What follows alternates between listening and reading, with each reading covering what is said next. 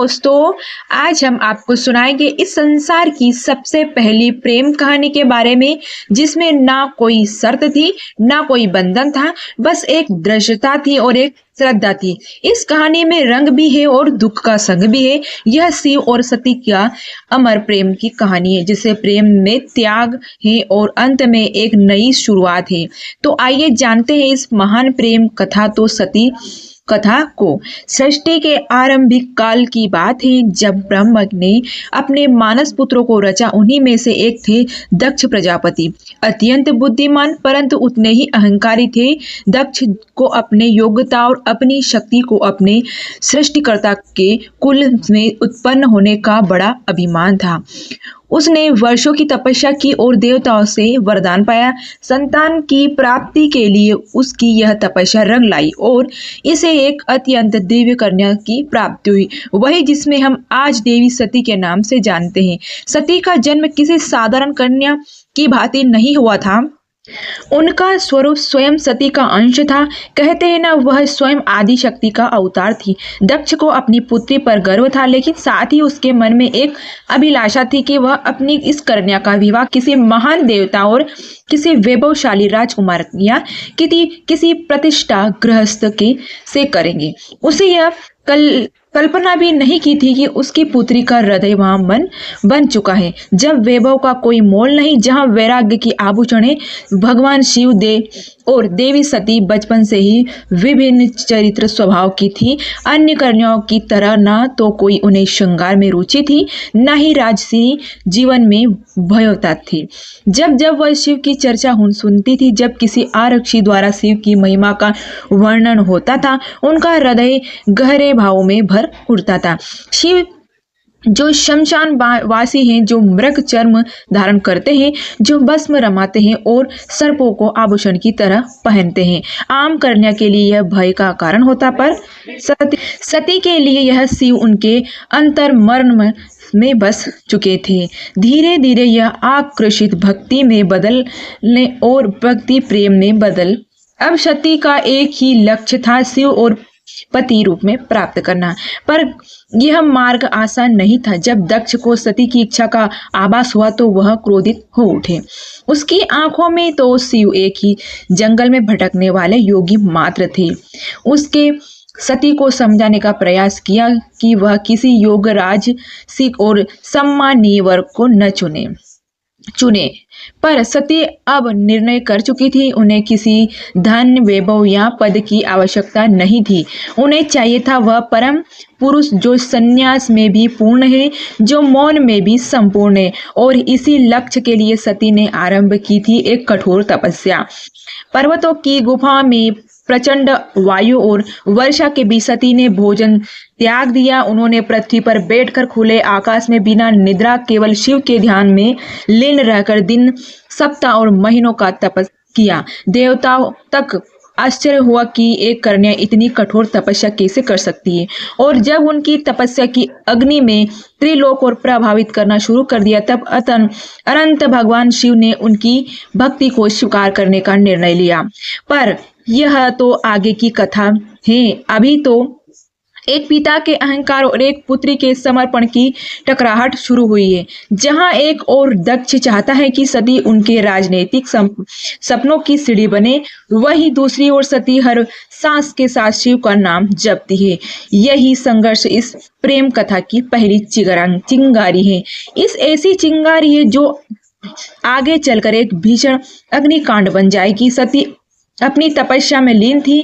उनका एकमात्र उद्देश्य था कि शिव की प्राप्ति। अनंत उनकी भक्ति में प्रसन्न होकर शिव को प्रकट हुई। शिव मुस्कुराए और एक क्षण में वह उन तपस्वी के समक्ष प्रकट हो गए। जैसे ही सती ने अपनी आंखें खोली, उनके सम्मुख खड़े वही जिनके लिए उन्होंने सब कुछ त्याग दिया था। शिव ने उनके तप, प्रेम और अटल श्रद्धा को देख और कहा, हे देवी, तुम्हारा प्रेम मुझसे बाध्य करता है। आज मैं तुम्हें अर्धांगिनी के रूप में स्वीकार करता हूँ। इस वचन के साथ पूरे ब्रह्मांड में आनंद की लहर दौड़ गई। देवताओं के पुष्प वर्षा और फिर आया वह शुभ दिन, जिसका साक्षी स्वयं ब्रह्मा, विष्णु और सारे लोग यानी कि तीनों लोग शिव और सती का दिव्य विवाह शिव बारात लेकर स्वयं कैलाश से निकले। पर यह कोई साधारण बारात नहीं थी। इसमें भूत, प्रेत, पिशाच, नाग, सिद्ध, योगी, अर्थी, देवता सब सम्मिलित थे। शिव की सवारी नंदी थी, शरीर पर भस्म, जटा से गंगा, गले में नाग। यह स्वरूप देख सभी स्त्रियां भयभीत हो उठी, पर सती के चेहरे पर गर्व था कि उन्हें अपने शिव पर गर्व था। वैभव नहीं, सत्य का स्वरूप थे। वह विवाह का आयोजन राजसी नहीं था, पर दिव्यता से भरा हुआ था। स्वयं ब्रह्मा ने मंत्रोच्चारण किया, विष्णु ने कन्यादान किया और समस्त लोगों ने इस मिलन का स्वागत किया। यह केवल दो आत्माओं का नहीं, सृष्टि के दो मूल तत्वों शिव और शक्ति का मिलन था।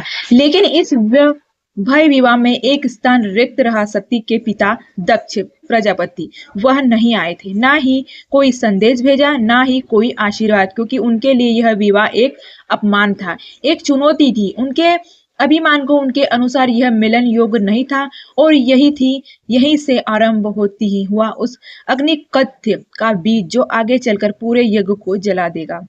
समय धीरे धीरे बीतता है और कैलाश पर्वत पर प्रकृति की गोद में शिव और सती का अपना विवाह जीवन शांति पूर्वक और आनंद से व्यतीत कर रहे थे। कैलाश की गुफाएं मंदाकिनी की और कलकल धारा और बर्फीली हवाएं सब साक्षी थी उस दिव्य प्रेम की जो समय और शब्दों से परे था। लेकिन इसी बीच एक और स्थान पर कुछ और ही हल चल रहा था। राजा दक्ष ने मन में सती के शिव के विवाह को वह अभी तक स्वीकार नहीं कर पाया था। हर बार जब कोई शिव की महिमा का गुणगान करता था तो दक्ष की बहू तक जाती। उन्हें लगता कि शिव ने उसकी पुत्री अपने योग से नहीं, किसी छल से प्राप्त किया है। वह अपनी सत्ता, अपना रुतबा, अपनी श्रेष्ठता सिद्ध करना चाहता है, और उसी घमंड ने उसे एक विशाल यज्ञ के आयोजन की प्रेरणा दी। दक्ष ने यह का आयोजन बड़ी धूमधाम से किया, ऐसा यह जिसमें समस्त देवता, ऋषियों, सिद्धों और लोकपालों को निमंत्रण भेजा गया। ब्राह्मण ने लेकर इंद्र तक हर कोई आमंत्रित था, परंतु एक नाम उसके अनुपस्थित था, महादेव शिव का। यह कोई भूल नहीं थी, यह था दक्ष का जानबूझकर किया गया निर्णय। उसने शिव को निमंत्रण नहीं भेजा क्योंकि उसका अहंकार उसे यह स्वीकार नहीं करने देता था कि उसकी पुत्री ने उस योगी के विवाह कर ली है जो ना कोई राज्य रखता है, ना कोई वस्त्र और ना शमशान का वासी। दक्ष को लगता था कि शिव को यह आमंत्रित करना उसे सम्मान के विरुद्ध होगा। जब यज्ञ की तैयारी चल रही थी उस समय सती ने इस आयोजित की बात सुनी। किसी ने उन्हें नहीं कहा कि आपके माता पिता दक्ष ने एक महान यज्ञ का आयोजन किया है जिससे सारे देव ऋषि ने यानी आमंत्रित है। वह तो आज पूरे ब्रह्मांड का ध्यान खींच रहा है। यह सुनकर सती का हृदय कांप उठा और उन्हें विश्वास नहीं हुआ कि उनके पिता इतना बड़ा आयोजन नहीं कर रहे हैं, और उन्हें कोई सूचना भी नहीं मिली। कुछ समय तक वे चुप रही, शायद आशा में कि कोई दूत आएगा और कोई संदेशा मिलेगा। लेकिन जब स्पष्ट हो गया कि शिव को उन्हें जानबूझकर ना बुलाया गया, तब उन्हें भीतर कुछ टूट सा गए। एक और पुत्री का धर्म उन्हें पिता के यज्ञ में खींच रहा था, तो दूसरी ओर पति का धर्म उन्हें शिव की मर्यादा का ध्यान रखने को कह रहा था। अनंत सती ने शिव से निवेदन किया, स्वामी मैं उस यज्ञ में जाना चाहती हूँ, शायद यह कोई भूल हो और मेरा जाना उस विघटन को रोक सके। शिव ने सती की ओर गहरी दृष्टि से देखा। वह जानते ही थे कि यह आमंत्रण विहीन आयोजन एक साधारण यज्ञ नहीं है। उन्होंने शांत स्वर में सती से कहा, हे प्रिय, जहाँ सम्मान न हो वहाँ स्वाभिमान को ले जाना व्यर्थ है, और मैं नहीं चाहता कि तुम उस यज्ञ में जाओ जो केवल क्रोध और घमंड से जल रही है। परंतु सती व्याकुल थी। उनके भीतर एक द्वंद्व चल रहा था कि पिता और पति के बीच। उन्होंने पुनः प्रार्थना की, प्रभु मैं केवल एक पुत्री के रूप में वहां जाना चाहती हूँ। मैं पिता से बात करूंगी, शायद वह बदल जाए, शायद उनके मन में विष उतर जाए। शिव ने इस बार उन्होंने अनुमति दे दी। सती ने कैलाश से विदा ली, अकेले, बिना किसी दूध या सम्मान की। वह एक बेटी थी जो अपने पिता से स्नेह की अपेक्षा में लेकर जा रही थी, लेकिन उन्होंने ध्यान नहीं था कि उस यज्ञ में उनका स्वागत नहीं, अपमान प्रतीक्षा कर रहा है। सती जब यज्ञ स्थल पर पहुंची तो उन्हें मन में उम्मीद थी कि थी कि पिता के नेत्रों में बेटी को देखकर कोमलता जगेगी। उन्होंने मुख से स्वागत के शब्द निकले, लेकिन जब उन्होंने यज्ञ स्थल में प्रवेश किया तो सन्नाटा सफर गया। कोई स्वागत नहीं हुआ, कोई आसन नहीं दिया गया, जैसे वहां उपस्थित ही नहीं हो। वहां बैठे देवता की आंखों में असहायता की सती की पिता की ओर देखा तो धीमे स्वर में कहा, पिताश्री, क्या आप नहीं चाहते कि आपकी पुत्री भी इस पावन यज्ञ में सम्मिलित हो? दक्ष ने ठंडी हंसी से साथ उत्तर दिया, पुत्री, जिस दिन तूने उस नग्न भस्म रमाए शमशान में विचरे वाले अवघंड को अपना पति चुना, उसी दिन तू मेरी पुत्री नहीं रही। दक्ष का स्वर ऊंचा हो रहा था और उसके शब्द जैसे शिव के लिए विष से भरे प्राण हो। यह सुनकर सती की आत्मा कांप रही थी। यह केवल अपमान नहीं था, यह वह शिव के उस स्वरूप का तिरस्कार था जो समस्त सृष्टि का आधार है। वे उन्हीं उठी और सभा की ओर देखा और बोली, तुम सब यह धर्म की बात कर रहे आए हो, यह यज्ञ की बात करते हो, पर शिव के बिना कोई यज्ञ संपन्न ही नहीं हो सकता। उसी शिव का तुम अपमान करते हो। फिर उन्होंने आगे कहा, जिसे तुम अवघंड कहते हो ना, वही काल का भी काल है। जिसे तुम शमशानवासी कहकर हंसते हो ना, वही मृत्यु से परे है। और जिसे तुम भस्मधारी कहते हो ना, वही भस्म से मोह और जलाता है। उसकी आंखों में आंसू थे, लेकिन स्वर तेज था, ऐसा तेज स्वयं देवता भी सिर झुका ले। सभा स्तंभ थी, कोई उत्तर नहीं थे दे सका, लेकिन सती का हृदय अब टूट चुका था। उन्होंने कहा, जिस शरीर ने आज मेरे प्रभु का अपमान सुना है, वह शरीर अब इस संसार के योग ही नहीं है। और ये वे सीधे यज्ञ कुंड की ओर बढ़ी। वह उपस्थित देवता उन्हें रोकने चाहते थे, पर सती अब कोई नारी नहीं थी, वह साक्षात अग्नि बन चुकी थी। उन्होंने अपने नेत्र बंद किए, शिव का स्मरण किया और अग्नि में कूद गई। उनके चेहरे पर भय नहीं था, बल्कि एक शांति थी, एक समर्पण था जो पूरे यज्ञ मंडप को झंझोकर गई।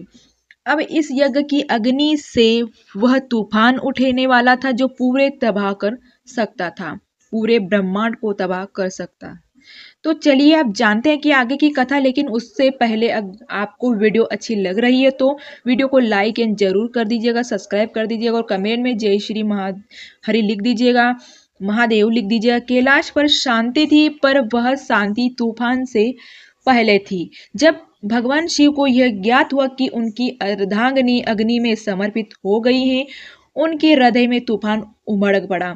आंखों में वेदना, मन में शून्यता और आत्मा में आग। यह शिव थे जिनका क्रोध ही प्रलय कहलाता है। शिव अपनी समाधि से उठे, उनकी जटाएं लहराई, नेत्र रक्तिम हो उठे और सारा ब्रह्मांड कांप उठा। फिर उन्होंने दोनों हाथों से अपना जटाएं पकड़ी और उन्हें पृथ्वी पर पटक दिया। उसी क्षण पृथ्वी फटी और उस क्रोध की ज्वाला में प्रकट हुई स्वयं भयंकर, तेजस्वी और अजय वीरभद्र। वीरभद्र कोई सामान्य योद्धा नहीं था, वह शिव के विकराल रूप का अंश था।